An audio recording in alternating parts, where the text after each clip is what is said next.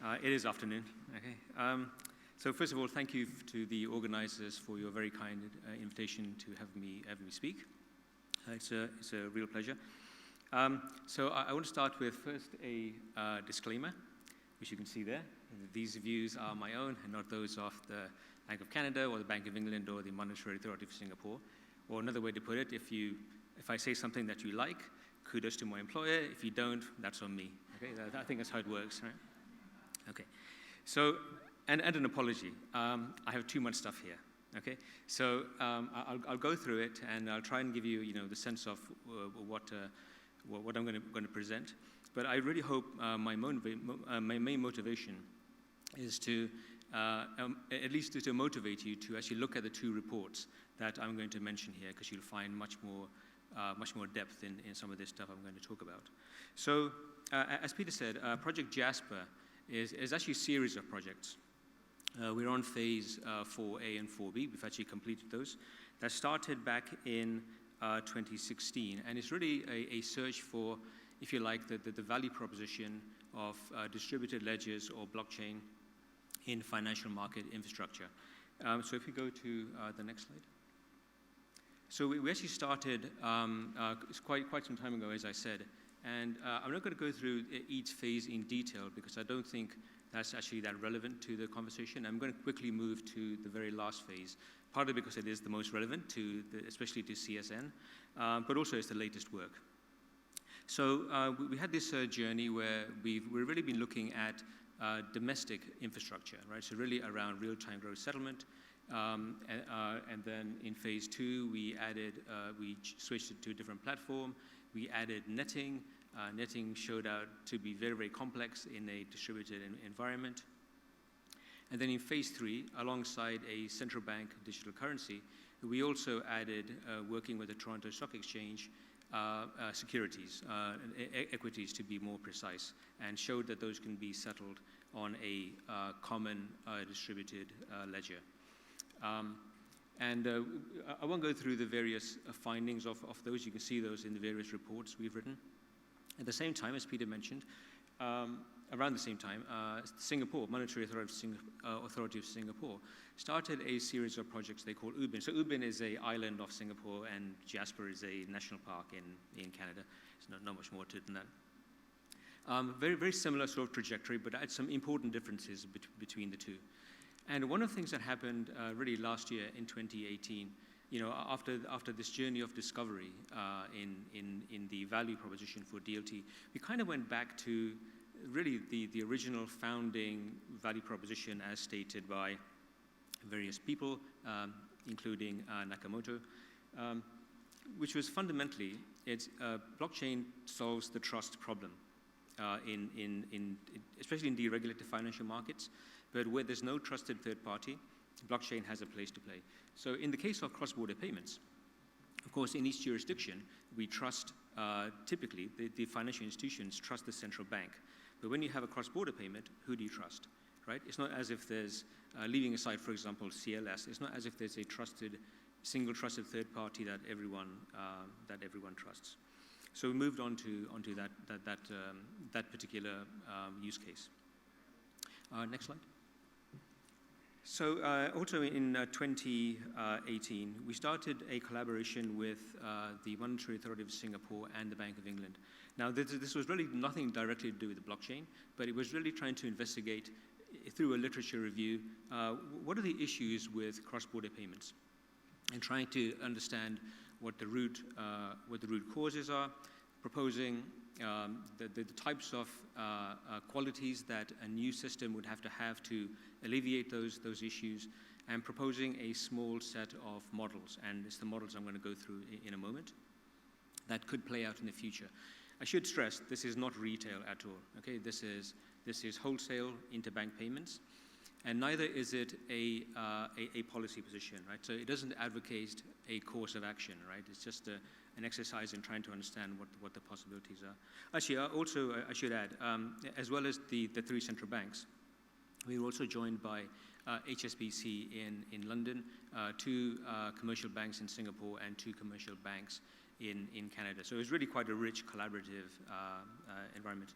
And for those of you interested, I strongly urge you to read this report because it's really quite accessible and I hope quite informative.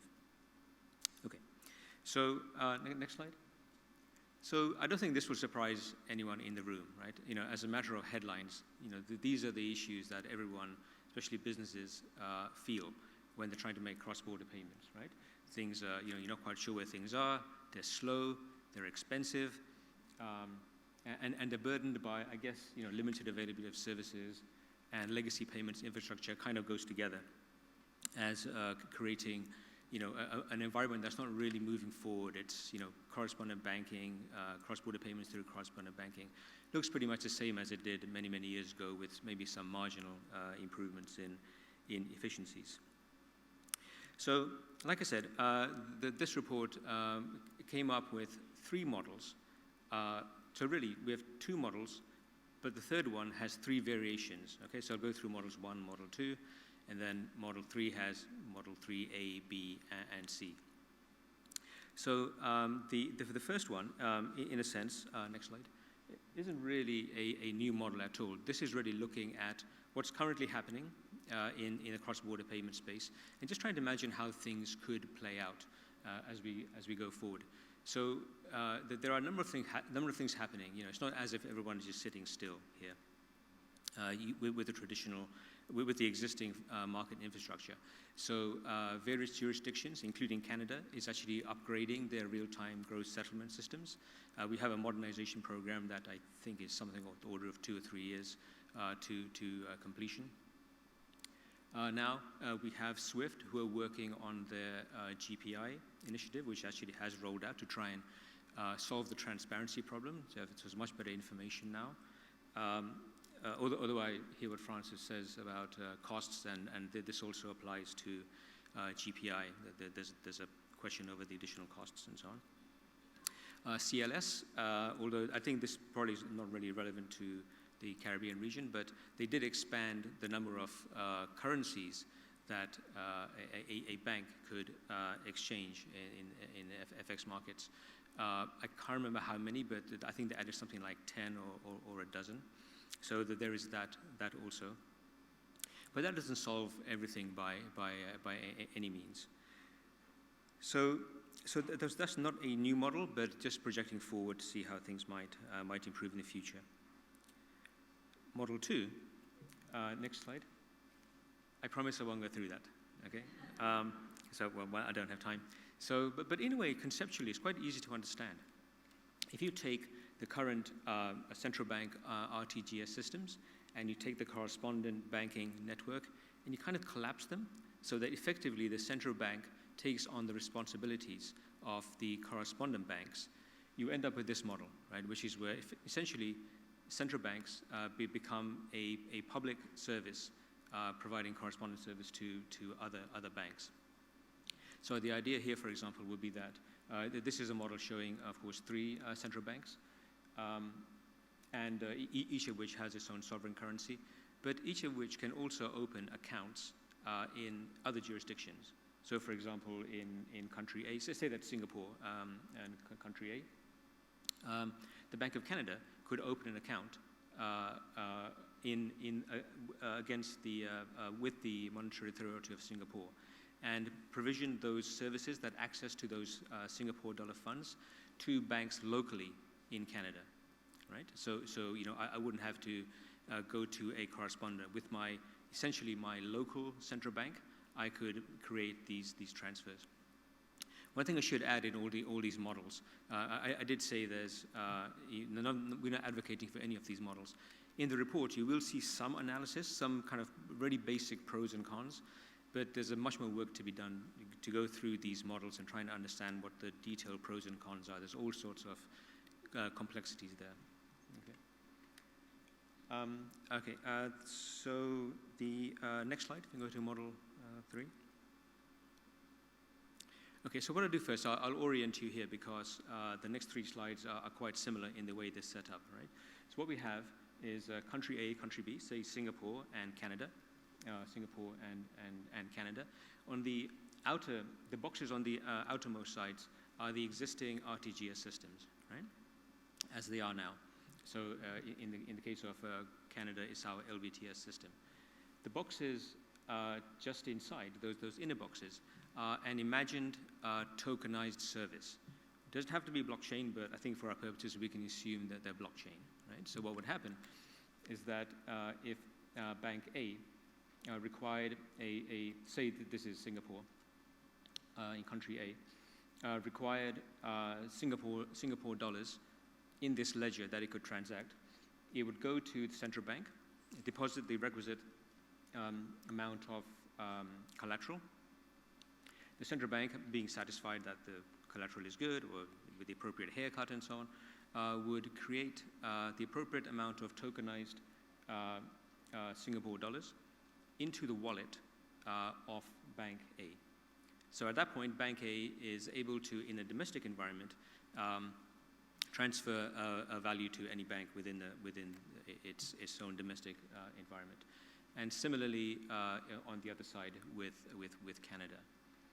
Now, one of the things this model assumes is that there's wider access to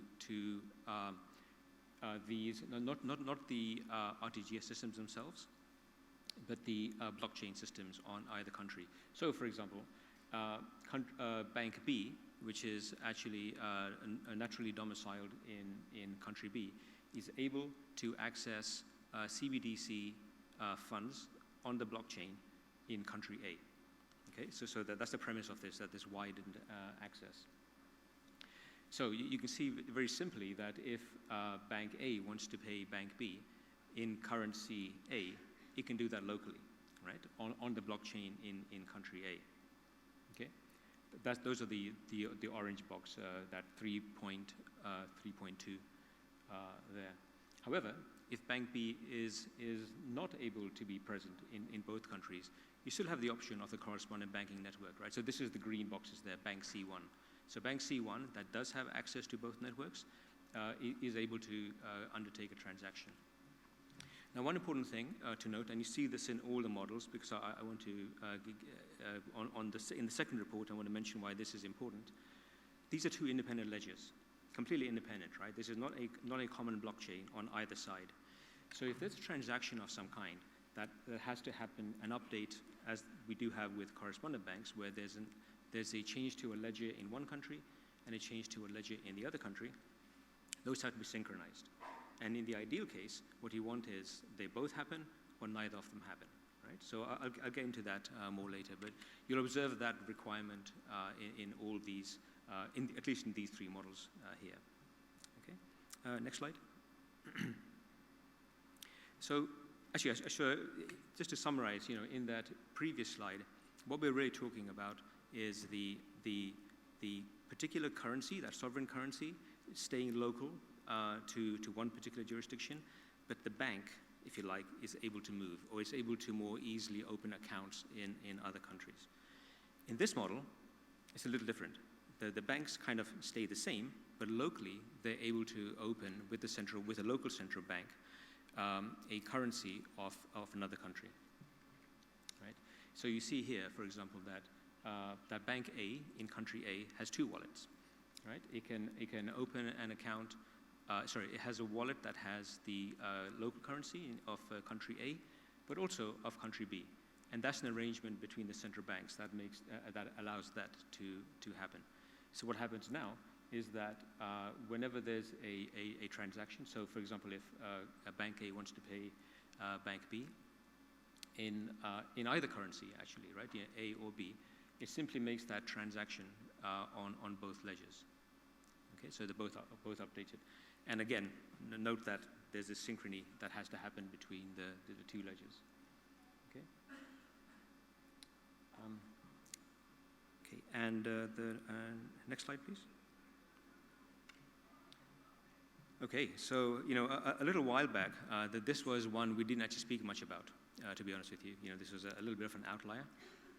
But the idea here is to have people transacting, banks and firms transacting across borders using a synthetic or universal currency of some kind, right? Some kind of blended currency. Of course, I say that it wasn't spoken about much until recently because Governor Carney made some very interesting remarks. I think, I don't know how many of you actually saw these. I thought they were quite fascinating, actually. Just a few weeks ago, proposing basically this, right? So, and I suspect there's no accident that this work was done end of last year. But of course, he went much further. And also, if there's a third piece of reading I can encourage you to do, is actually read that speech. It's quite long, but really quite fascinating. Where, well, he is talking about the replacement of the US dollar in international trade because of the sort of imbalances that creates given the shifts in the global economy, and rather replacing it over a long period of time. He did stress that over a long period of time, replacing it with some kind of what he called a synthetic hegemonic currency, SCH. I think it's going to go down in history, right? Synthetic hegemonic currency. So the idea here is that there is a new exchange, in fact, essentially an issuer, so presumably some kind of multilateral organization of some kind, that central banks are able where essentially they're able to buy this universal CBDC for their own local currencies. Now, like I said, no deep analysis has been done of this, but straight away you can see that there's a FX risk here because if central bank A buys using its local currency, buys some of that blended currency, well, over a couple of days, those rates shift and so on. So there's questions about how to manage that risk. Anyway, regardless of that, the idea then is that if a bank A can essentially buy from via the central bank, I should say, this universal settlement currency and use that for all its cross-border transactions, right? Things become, at that level, very, very simple, right? Where, again, you have to have this transaction across different ledgers, but essentially, you have one single claim that can be transacted across different ledgers. Okay, so those were the three models, as I say, highlighted in that report with Bank of England and the MAS. I want to move on now to our second report, which actually followed this work. It was kind of a natural extension of this work, where we actually did something practical with blockchain. And that was to solve this problem of updating two different ledgers. Can the next slide, please? So this report came out, I think it was April of this year, April or May of this year. And this Bank of England didn't participate in this one, but we did work with MAS, with the MAS, but also Accenture and JP Morgan. And I should say JP Morgan, nothing to do with JP Morgan coin, but simply because they are actually one of the technology providers here of the Quorum platform. I'll be repeating what I said earlier, which is, we came to this thought that maybe cross-border payments is an interesting place to look at value of blockchain because of the lack of a trusted third party, plus these additional reasons at the bottom. One thing I want to maybe on the next slide explain is an assumption we made, and we think it's an important one, but we also think it's realistic, but also it sets up a challenge for us. Can the next slide? The next. So one of the things we're positing is that we're going to live in a world of these heterogeneous ledgers, right? Because we make an assumption that there will be these domestic forces that perhaps create dominance of one platform in a particular country, not worldwide, right? That never happens, right? I mean, there's no, we still live in a world of multiple platforms and so on, right? It's not as if there'll be one blockchain platform to rule them all. We just don't think that's going to happen.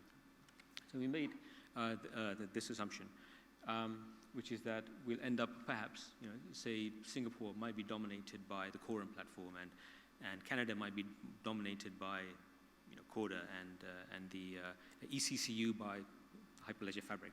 I don't know. Can we go one more? So this is the question, right? Given these different platforms, how can we create an atomic transaction that allows the safe update to two different ledgers, two different currencies, two different jurisdictions, two different platforms, right? And next slide, please. Okay, so sorry, next. So this is what we set out to do, right? we built two networks, one in Singapore, quorum-based, one in Canada, which was Corda-based, and we wanted to create this payment versus payment transaction, right? So we're very experimental, and this is my pitch to my management, right? You know, if it works, thank God. If it doesn't, don't worry about it. It's just an experiment. Okay, we will learn a lot and so on, right? So they seem to buy it, right? Anyway, so next slide. Just to recap what we're trying to do, I think I've explained this on the previous slide. This is model 3A. Okay, so we have two different ledgers, and the important thing is, so we do have this intermediary, right? Bank A wants to pay Bank B, and then there's the intermediary bank does the FX. So this is Singapore dollars on one side, wants to receive Canadian dollars on the other side. The intermediary is the one that does the FX. The key thing we're trying to get to here is that this ledger and this ledger have to either both update or neither, right? So there can't be any accident. There has to be less coordination. You know, these kind of errors are very, very common in correspondent banking. Okay, so that's what we're trying to do. Next slide. And to do this, we're using a technique which we didn't invent, by the way. This exists in the literature called a hash-locked time-lock contracts or hash-locked contracts, HTLC. It would take quite some time to go through the technicalities of how this works and so on. But conceptually, it's actually quite simple, right? So the idea, you know, when we work with institutions, we often hold funds in escrow, right? So we have an institution that two parties commonly trust. We hold those funds in escrow, and only when that escrow agent is satisfied that all the conditions have been met, does it release those funds. In this case, what we're trying to do is replace that escrow agent with a smart contract, in fact, a pair of smart contracts. Now, of course, many of you know your way around blockchain and so on, but the key thing to remember is, in the case of a blockchain, there is this notion of a smart contract that allows you a sort of computational binding, right? So you can make some kind of commitment in a smart contract, and all other things being equal, if you construct the system correctly, there's nothing you can do to break that contract, right? It's computationally binding. So what we do with this technique, HTLC, is on both sides, in each ledger, create a commitment in a smart contract. And only when a secret, which has been generated by the receiver, is revealed to the smart contract, do you get this cascade of interactions that mean both sides of this contract are released.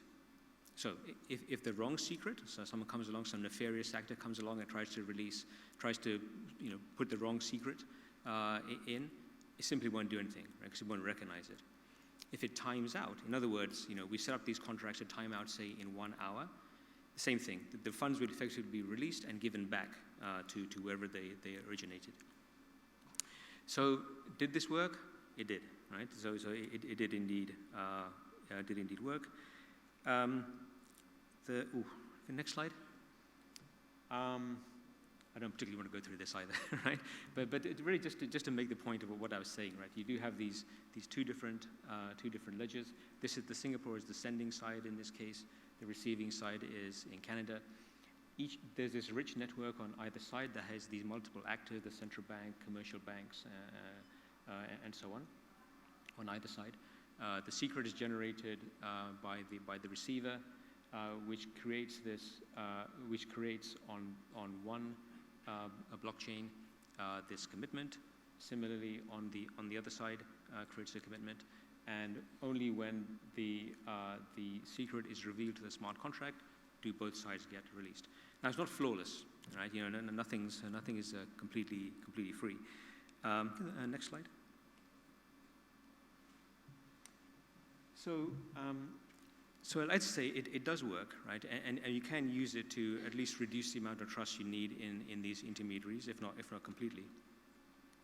But there are a couple of problems, right? So one of them is that I don't think I mentioned actually, one of the reasons we chose Quorum and Corda is that they're very, very different platforms. And we did that on purpose, right? That makes it quite a bit more challenging. In fact, many people would even argue that Corda is not really even a blockchain platform. nevertheless, it is some kind of distributed ledger, right? And they're really different, right? Quorum, for example, is a derivative of Ethereum, right? As many platforms are. Corda is not. So that made it more challenging. And what we actually found was that in the case of Corda, a couple of the things that are required in a DLT platform to make this work, this way of encumbering funds and this timeout mechanism, weren't natively available in the product itself. So what had to happen is that we had to actually relax something, right, which was the trust. Now, it's not that we had to create a trusted third party, an assumed trusted third party on the Canada network, right? But we felt that was okay because we're not creating a trusted third party that both sides have to trust, right? Only in Canada. And given that you already trust in the central bank, it's not as you're really adding, more of a need for trust, right? So that's one thing, as one of our findings.